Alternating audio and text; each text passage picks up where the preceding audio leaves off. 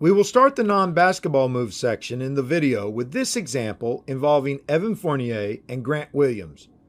After his shot fake, Fournier overtly moves forward into Williams.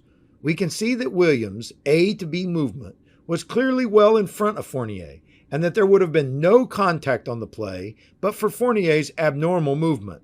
But also note, since the contact between the two players was only marginal and since it did not rise to the level of a foul, this play was correctly ruled a no call by the officials. This next play will show an example of contact after a shot fake that was correctly called a defensive foul. After the shot fake by the offensive player, Chris Middleton, the defender, Devin Vassell, moves forward and he moves into Middleton as Middleton attempts his shot. Middleton used a normal trajectory to elevate for his shot, and he made no abnormal or overt movement into the defender. Since the contact on this play is more than marginal, it is correctly ruled a defensive foul on Vassell. The next type of non-basketball move that we will see involves a dribbler abruptly veering off his path and moving sideways or backwards into a defender.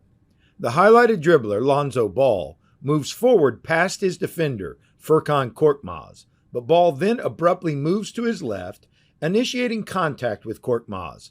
This illegal contact by Ball is more than marginal, and it affects Korkmaz's ability to defend the play.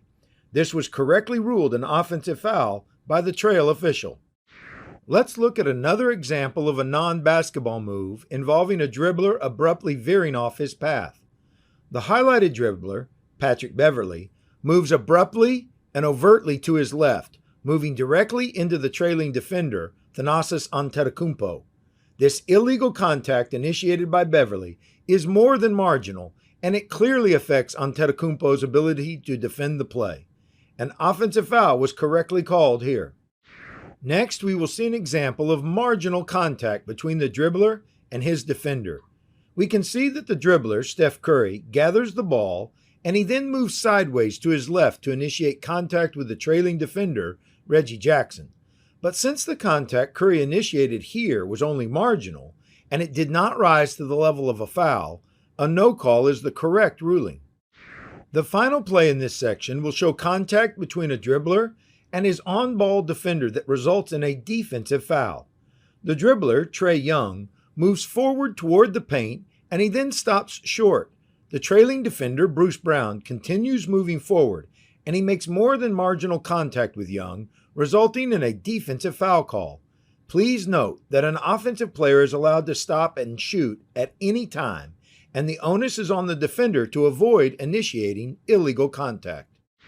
Our next type of non-basketball move involves an offensive player unnaturally extending part of his body, such as his arms or legs, into a defender.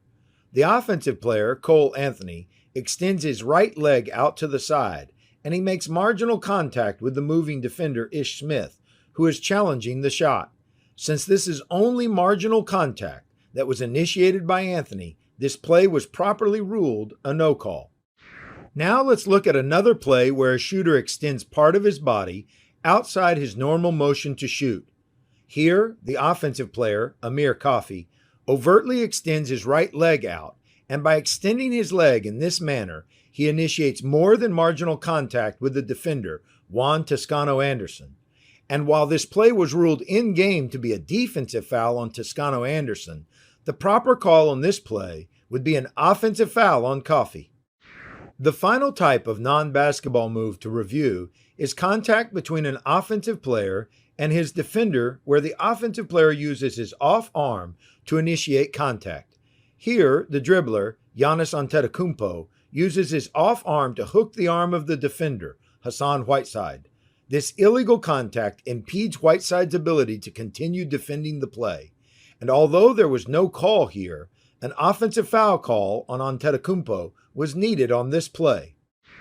The next play in this section will show an example of contact initiated by an offensive player's off arm that is only marginal, and thus it should not be ruled to be a foul. The offensive player, Spencer Dinwiddie, uses his off arm to initiate contact with the arm of the defender, Al Horford, as Dinwiddie is in the process of attempting his shot. But the contact here was only marginal. And although a defensive foul was called during the game, since the contact was initiated by the offensive player and it was only marginal contact, this play should have been ruled a no call.